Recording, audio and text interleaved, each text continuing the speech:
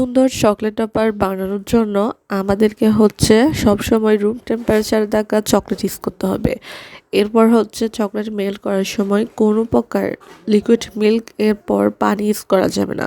শুধুমাত্র চকলেটটাকে মেল্ট করে আমাদেরকে মোল্ডের মধ্যে সেট করতে হবে, তাহলে আমাদের চকলেট টপারগুলো অনেক বেশি সুন্দর হবে। আপনারা চাইলে যে টিপসগুলো বলেছি এগুলো ফলো করতে পারেন, তাহলে আপনাদের চকলেট টপারগুলো অনেক বেশি সুন্দর হবে ইনশাল্লাহ। আশা করি টিপসগুলো আপনাদের ভালো লাগছে। ধন্যবাদ সবাইকে। আসসালামু আলাইকুম।